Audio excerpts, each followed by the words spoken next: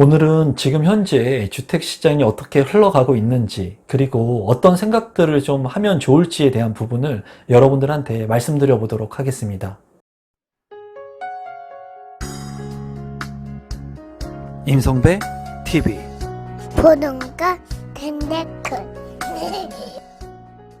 최근에 미분양에 대한 추이를 나타낸 그 신문 기사입니다. 한경에서 출처한 내용인데, 미분양에 대한 그 수치는 여러분들께서 관심을 갖고 보실 필요가 있어요. 미분양이 많이 쌓이게 된다는 것은 당연히 가격의 조정을 받을 수 있는 개연성이 있다는 거고요.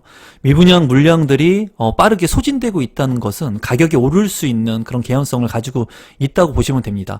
여러 가지 지표들이 있는데 부동산 가격을 예측할 수 있는 이런 미분양에 대한 부분들도 하나의 지표로 활용할 수가 있어요. 그래서 오늘은 이제 전국 미분양에 대한 부분들, 그리고 가격 변동률이 지금 현재 얼마나 되는지 현 상황의 팩트를 한번 보실 필요성이 있다고 보여져서 한번 이 부분에 대해서 말씀을 드려보도록 하겠습니다.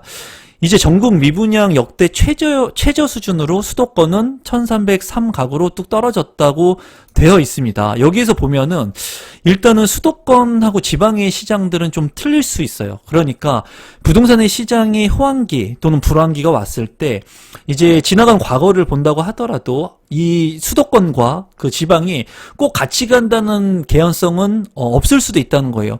지금 같은 경우에 전국의 미분양 같은 경우에 이제 그 최저 수준으로 수도권은 떨어졌다고 하지만은 일부 지역에서는 미분양 물량들이 쌓여가는 곳들이 있습니다. 그런 부분들도 있기 때문에 여러분들께서 이런 미분양 물량들이 이제 수도권하고 그리고 지방하고 같이 간다고 보시면 안 된다고 일단은 말씀을 드려보도록 하겠습니다.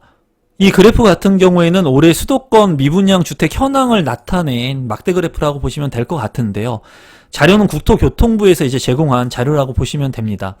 2월부터 이제 5월까지의 추이인데요. 이제 5월 같은 경우에 미분양 물량이 그래도 좀 감소하고 있는 것을 파악할 수가 있습니다. 이 미분양 물량이 주택 가격, 만약에 주택의 경기가 만약에 안 좋게 된다면 이 미분양 물량이 쌓이게 돼요.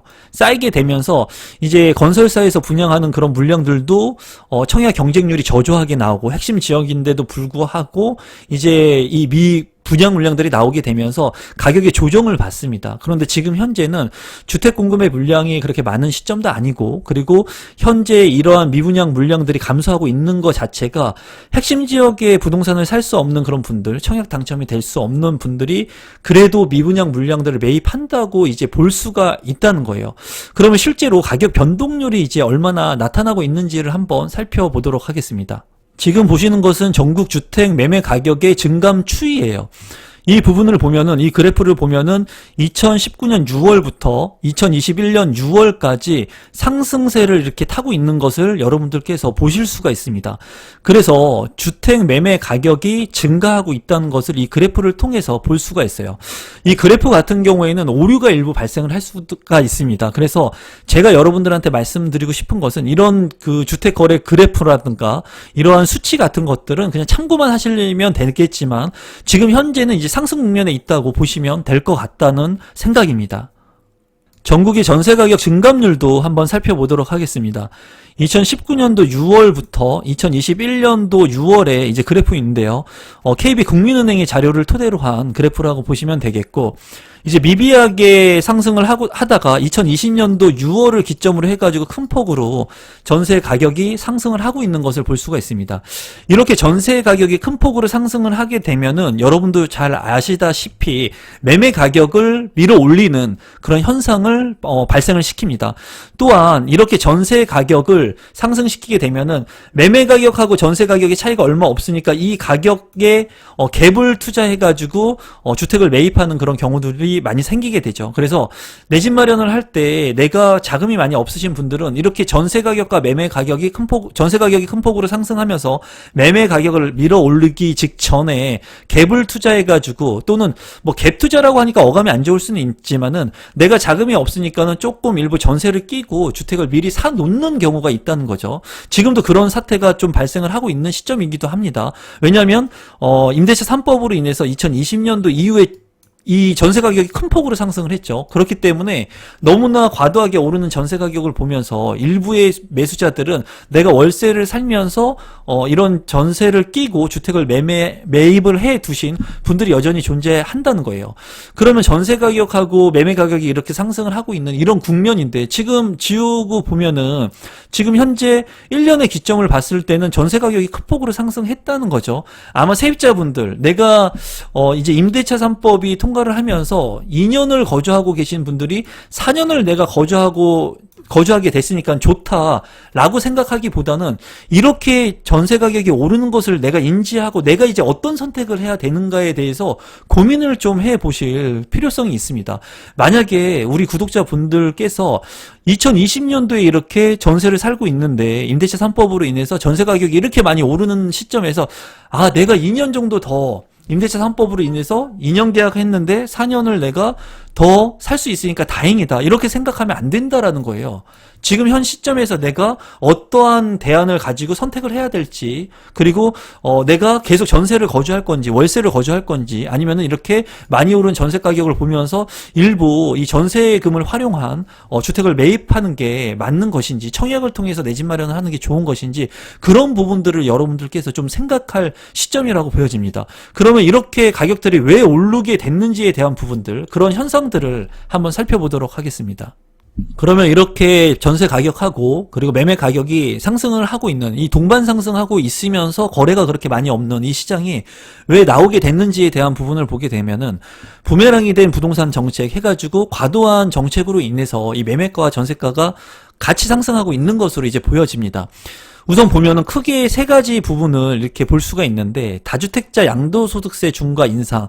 그래서 지금 현재 주택을 공급할 때는 정부에서 또는 민간 건설사에서 주택을 실질적으로 공급하는 그런 부분들이 있겠지만, 다주택자가 가지고 있는 매물들을 시장에 내놓음으로써 다주택자도 간접적으로 주택을 공급하는 그런 효과를 발생시킬 수가 있습니다. 하지만은 지금 현재 올 6월부터 다주택자의 규제 지역 주택 양도시 20%에서 30%의 중과세를 이제 적용을 하게 되면서 다주택자들이 매물을 이제 팔고 싶어도 팔지를 못하는 그런 현상이 이루어지고 있습니다. 또한 주택 공급이 지금 되고 있지 않은 상황이기 때문에 주택의 공급, 수요와 공급 측면에서 주택 공급이 일단 일시적으로 많지가 않기 때문에 부동산의 가격이 이제 상승하고 있는 국면으로 보여지고, 이제 제가 봤을 때는 실거주 의무 여건에 대한 부분들도 전세 가격의 상승을 불러일으킨다고 보여집니다. 그래서 지금 현재 1가구 1주택자 양도소득세 장기보유 특별공제 같은 경우에 실거주 요건이 추가가 됐습니다. 예전에는 1주택자 같은 경우에는 장기 보유만 하면은 일정 부분의 세금 혜택을 할인해 줬거든요. 근데 지금 같은 경우에는 일정 부분 살아야지 이제 장기보유 특별공제도 내가 받을 수 있다라는 거예요. 그래서 예전 같은 경우에는 내가 핵심 지역에 부동산을 투자해 놨어요. 예를 들면은 나중에 내가 서울에서 살고 싶다, 조정지역에서 살고 싶다 해서 내가 매입을 해 놓고, 지금은 여건이 안 되니까는 다른 지역에서 월세를 살거나 전세를 살 수가 있었는데, 이제는 이 장기보유 특별공제도 내가 실거주를 해야지, 그리고 규제지역에서 정비사업 조합원 지위를 취득 시에도 이제 실거주 요건을 추가해야 되기 때문에, 예전에는 이 거주하고 그리고 내가 그 소유하고를 분리해가지고 소유는 서울 지역 또는 핵심 지역에 소유를 하면서 거주는 외곽 지역에 할 수 있었는데, 지금은 그게 안 된다는 거예요. 내가 세금 혜택을 받기 위해서는 실거주를 해야 되기 때문에 핵심 지역에 내가 사놨던 주택이 있다면 이 외곽 지역에 내가 충분히 살아도 되는데 이 핵심 지역으로 들어와서 살아야 된다는 거예요.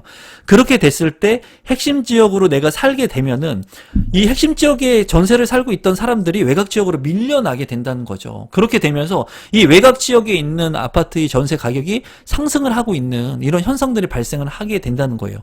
이런 부분들로 인해서 실거주 의무가 어떻게 보면은 부동산의 투기를 근절하고, 그리고 올바른 선택적 대안이라고 정부에서 판단을 하는 게 일부 맞다고 보여지지만은, 기존에 내가 투자를 해놨던 그런 부분들, 또는 투자가 아닌 내가 실제로 추후에 이런 아파트들을 거주하기 위해서 미리 사놓은 분들이 어쩔 수 없이 이제 서울이나 핵심 지역으로 들어올 수밖에 없다는 거예요. 그러면서 이런 분들이 외곽적으로 밀려나면서 이제 외곽에 있는 아파트의 가격들 상승과 전세가의 상승이 동반 상승을 하고 있는 거죠. 그리고 임대차 3법에 대해서는 제가 크게 얘기를 하지 않겠습니다. 많은 분들이 이미 임대차 3법에 대해서는 많이 얘기를 들으셨을 것으로 알고 있기 때문에 이제 2년 플러스 2년이 여러분들 만약에 전세를 살고 계시는 분들이라면 2년 플러스 2년, 만약에 내가 지금 전세 3억을 살고 있는데 이 전세 가격이 5억으로 올랐다는 거예요.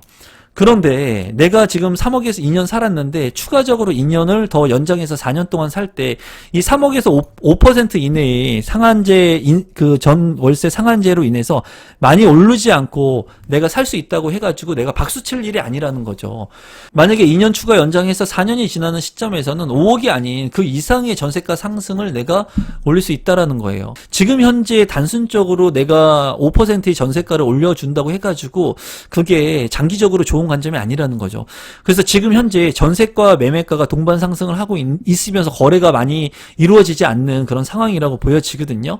그리고 주택 공급이 추후에 지속적으로 많이 될 거라고 이제 정부에서는 시그널을 주고 있지만 당장 그게 이루어질 일들이 아니에요. 그래서 어떻게 보면은 무주택자 분들 입장에서는 지금 굉장히 깝깝한 그런 시장을 겪고 있는 상황이라고 보여집니다. 내가 주택을 사고 싶어도 주택 가격이 너무나 올랐고 많지도 않은 상황이고 하기 때문에 핵심 지역을 얘기하는 겁니다. 핵심 지역에 같은 경우에는 이제 물량들을 이 다주택자 같은 분들이 가지고 있는 물량들을 내놓지를 않죠. 과도하게 내가 세금을 부과하면서 내놓을 이유가 없고, 그리고 1주택자 같은 경우에는 내가 1주택자이기 때문에 그냥 보유를 하고 있는 거죠. 그러니까 핵심적인 지역의 그 물량 같은 경우에는 물량이 그렇게 많지가 않습니다. 그리고 네이버에 있는 그런 매물들을 봤을 때도 실제로 지금 현재는 그 불법적인 매물들을 올릴 수가 없죠. 그렇기 때문에 매물들이 그렇게 많이 없는 것들을 이제 확인할 수가 있어요.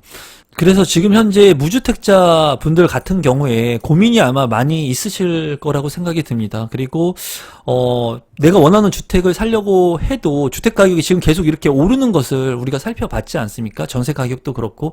그렇기 때문에 아마 여러분들께서도 이제 주택을 내가 마련을 해야 되는 시점이 언젠가 고민을 많이 하고 계실 것 같은데, 지금 현재 전세 가격이 이렇게 급등을 하면서 매매가와 전세가가 만약에 차이가 얼마 나지 않는 그런 지역들, 그런 가격들을 여러분들께서 평가할 수 있다면, 그리고 내가 살고 있는 지역들의 전세가와 매매 가격이 이제 많이 차이가 나지 않는다면 이런 부분들을 좀 관심 있게 보시면 어떨까 싶어요. 제가 봤을 때.